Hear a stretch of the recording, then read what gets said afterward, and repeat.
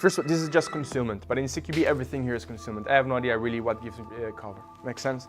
But when I'm opening the door, what I'm trying always to do is to open it gently, and by doing so, the door will stop around 90 to 150 degrees. Now, since I'm alone, we talked about it, I'm exposed to a variety of angles. And one of the problems with slice, when you work alone, that the more you slice and slice, the more you start to give away. By having the door like this, you offer yourself concealment.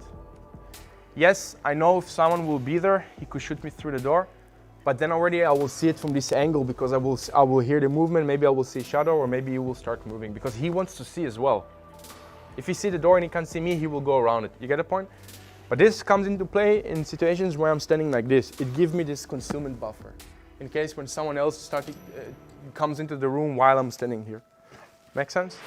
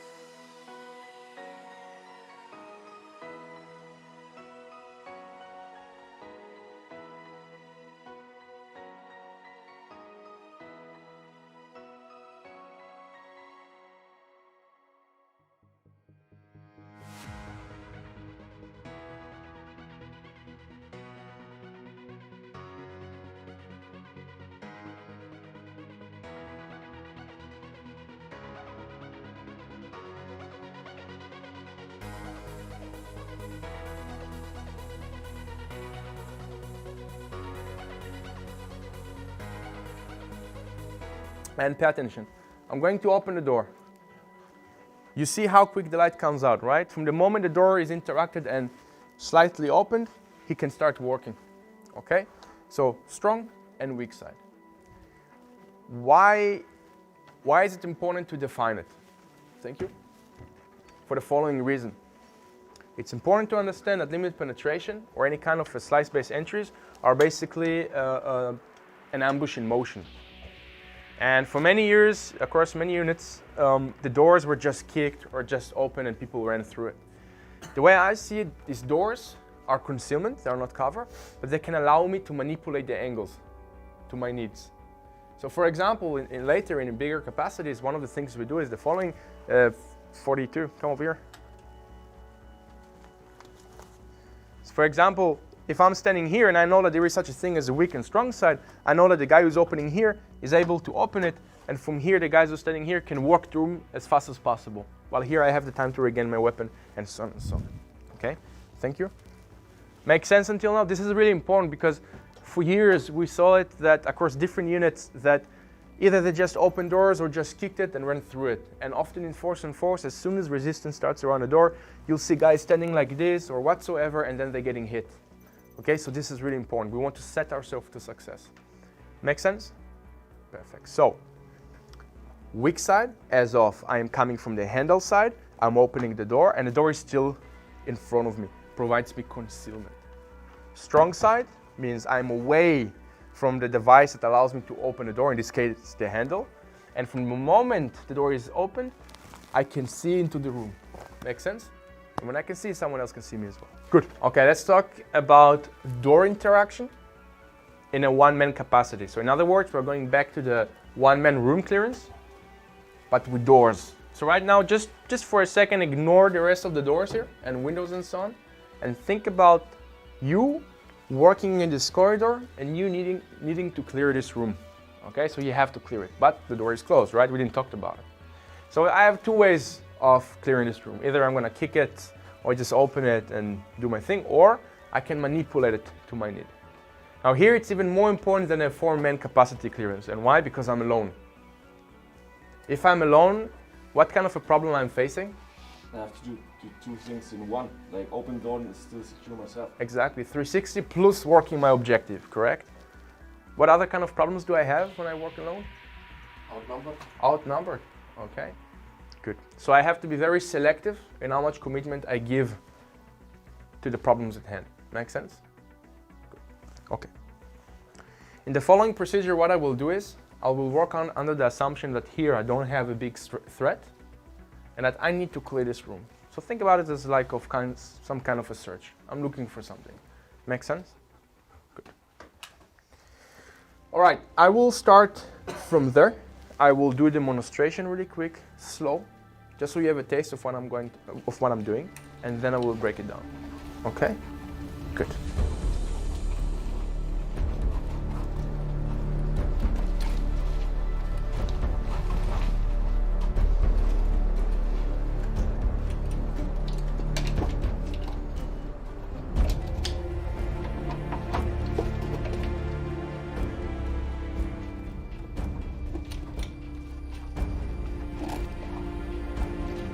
Okay, let's break down what I just did.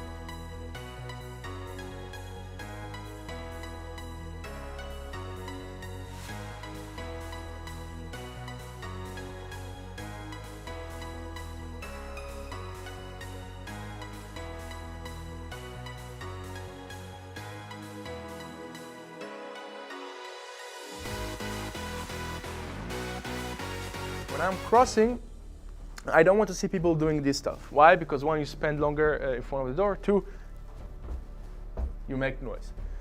So what I want you to do is to have the hips to the direction of travel, and like a tank, keep your turret towards the danger area. So it will look like this. Make sense? Keep the movement linear. Okay? One direction, not all of this rainbow stuff. If I will do the rainbow stuff like this, I am now will becoming exposed to the rest of the corridor, plus more doors up ahead. And in addition to that, I will spend more time around the doorway. Make sense? So movement-wise, hips, direction of travel, weapon, direction of danger, the tank effect. Make sense? Good. When I'm crossing, I am not stopping at 90 degrees, and I'm not stopping at 45 degrees. I'm stopping in a narrow angle. Why?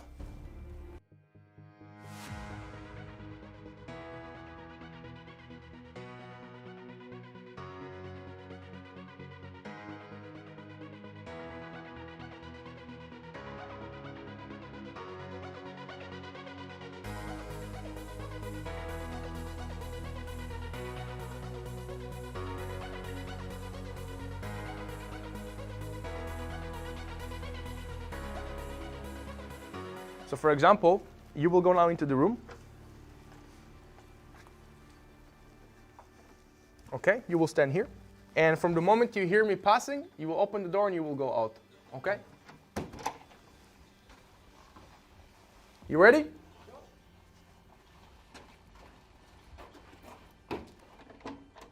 Okay, if by nature I'm already here, stop. You see what happens. He comes out. Naturally, you have three angles which you can look to, while I have only one, so I can ambush him. Furthermore, if he wants to shoot me, he has to turn around. He has to see me first. He has to come to me. He have no freedom of movement. I have. Make sense? Good.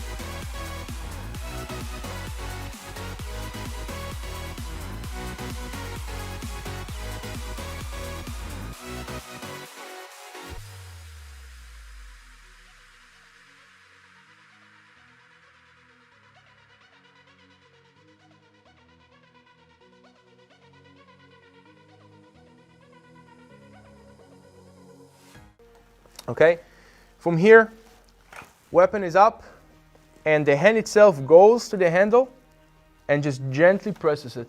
So you can feel the mechanism that everything is fine. And from here, you will just open it slightly. Again, one more time. You will gently open the door. Why? Why, for example, we are not doing stuff like, like you often see with, on YouTube with some cool music and guys with crap precision. Like, boom. Why doesn't make any sense? If it's blocked, the door can come back to me and it's closed again. Exactly. It's also noisy. But don't losing my surprise. Like I'm taking so much time with the slowly opening door instead of bumping open the door, having a shock effect, more speed, more aggressiveness. Okay, very good question. So first of all, why I will not kick the door? Bumping back, if there will be, for example, a corner fed, the door will come back to me.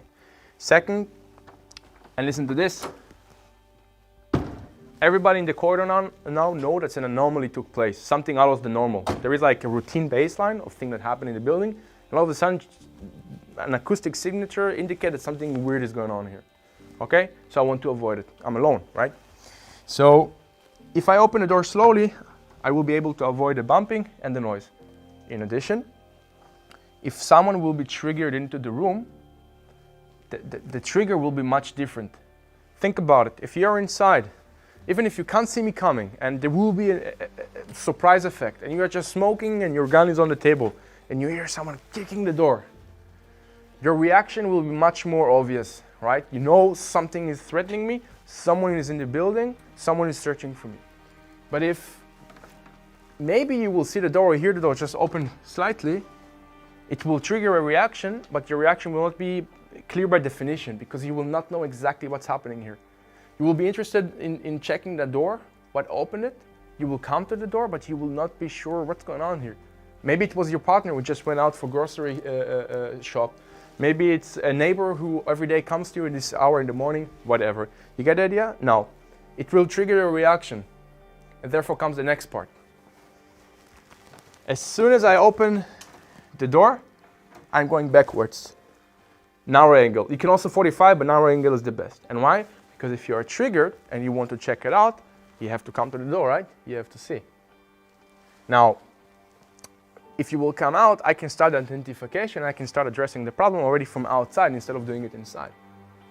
In addition, even if you will not come into the corridor here, just the fact that you will react and you will start moving around or you will do something like, what is this? Or whatever, will allow me to locate where is the human in the room. Oh, he's there.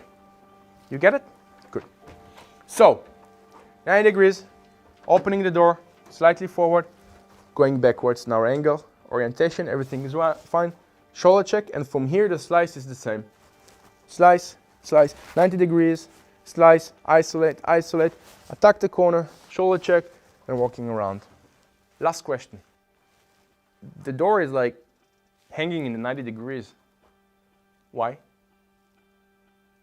Think about it. Concealment. Concealment. Here's a small trick. You don't have to do it, but it worked very good for me. First of all, this is just concealment, but in CQB everything here is concealment. I have no idea really what gives me cover. Makes sense? But when I'm opening the door, what I'm trying always to do is to open it gently, and by doing so, the door will stop around 90 to 150 degrees. Now, since I'm alone, we talked about it, I'm exposed to a variety of angles. And one of the problems with slice, when you walk alone, that the more you slice and slice, the more you start to give away. By having the door like this, you offer yourself concealment. Yes, I know if someone will be there, he could shoot me through the door, but then already I will see it from this angle because I will hear the movement, maybe I will see shadow, or maybe he will start moving because he wants to see as well. If he sees the door and he can't see me, he will go around it. You get the point? But this comes into play in situations where I'm standing like this. It gives me this concealment buffer in case when someone else comes into the room while I'm standing here. Make sense? It's a small tip. And the last question, many questions, there is a lot of things to it. Why is the interaction with the door is from the weak side and not the strong side? Because you know, in our daily life, we are wired to think always that the weaker stuff are the negative stuff, right? But why here the weak side is actually a force multiplier? If I'm coming from the strong side, I have to open it. And if I would open it from the strong side, I would be in the middle of the door and would stand immediately there. Exactly. So come here. What I would like you to do is to open the door, and in reality, sometimes you will have to open the door from here, but we try to avoid it, okay? Good. Okay, when I will say freeze, just freeze. Ready? Okay, open the door. Whipping up. Okay, and stop. You see how much weight was going forward, right? Plate carrier, the helm, the head, everything. In a team capacity, it's enough that someone will do something like this and he will fly into the room. Second, if someone will bounce from the side or from the back and will attack him, he will bring him down to the ground as fast as possible. Okay? So just think about it. Okay? Therefore, we try to avoid it. Okay? Furthermore, and that's the last point. Come here again. Open the door. Okay. You saw how long it took him to get the weapon back into retention, right? That means he's already exposed for around 3.5 to 4 seconds, literally, you can test it. And by this time, he's not able to shoot anyone. That means if someone is ambushing him, and even if someone just saw him, he will not be able to address the threat because he's still working with his gun. And you know how it works. This is the moment where Murphy Law steps in, right? Right. And for me, it doesn't feel comfortable to go to this side because everything here, I put my back to, and also I don't feel covered here on this side because this is too small or too short. So you mean like if you're coming from here, procedure-wise, you remember that you always have to go around for the weak size? All right, good. We talked about it actually, right? Situations where you will have to. So for example, here, also you don't have a working space, right? So there will be situations where you have to work from here. So few things I want to keep in mind. One, you have to be faster. Two, you have to be stable. So you can get even closer, but try to avoid stuff like doing things like this. Because later you see what happens with the hand and the pistol, for example, right? So get closer to it. It's better one time and correct to open and then getting back. Now, it could also be that the door will be a little bit barricaded or stuck, whatever. So you want to be stable. If I'll have to fight with it from here, you see what happens to my tailing fit, right? It's not stable. So one time, correct, get to the door, open it, and go backwards as much as possible. But it's very offensive. It's much more offensive, you'll make more noises. You can also do it without noise, but then it will be much slower. So it's context dependent, okay?